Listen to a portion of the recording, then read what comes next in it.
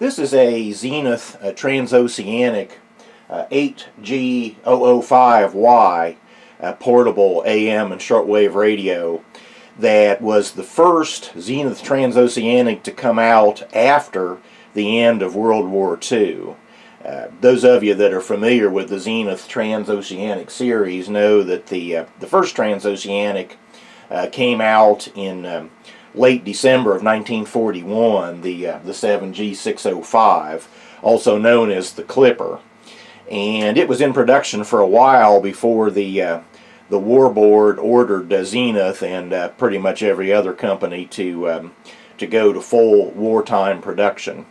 So after the war was over, this was the first Trans-Oceanic to come out, and Zenith was able to make plenty of them to satisfy the demand.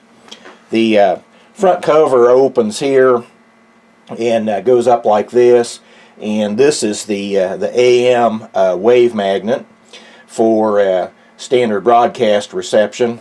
This little door here comes down, and we have a logbook here, and also this has a good bit of information about AM stations that were on the air at the time, shortwave stations, full instructions on how to use the radio.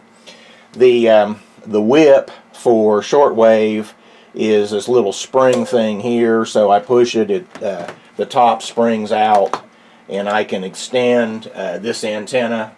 It goes up quite a distance for shortwave reception. There is also a stored in the back is a shortwave wave magnet that could be used particularly in the case of if the radio was being used in let's say a train or some other type of vehicle, something like that. There were several radios in this series. The first came out around 1946, 1947, that range. The one that you're looking at is actually the 8G005YTZ1, which appeared in 1948. The primary difference being that the rectifier tube in this radio is a miniature tube rather than one of the big loktal tubes. Zenith made that change. There was also a TZ2 that appeared in 1949. This radio has a companion that I'm going to do a separate video on called the 6G001Y, which was AM only. With these radios, I always recommend using what I call a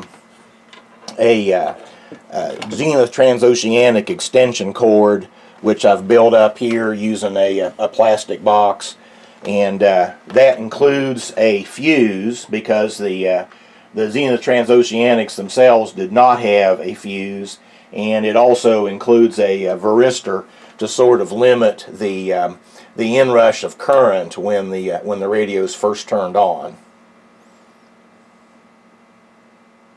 And it should have a shortwave station dialed up here if it's still on the air once the tubes warm up.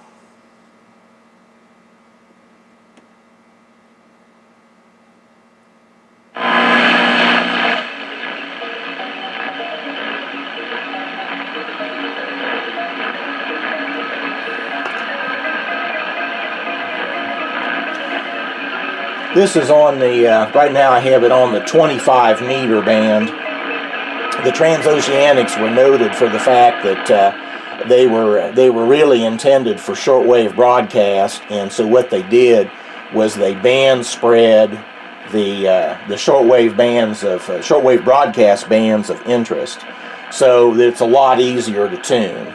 These, the various bands only cover the portion of the band that is allocated to international shortwave broadcasting.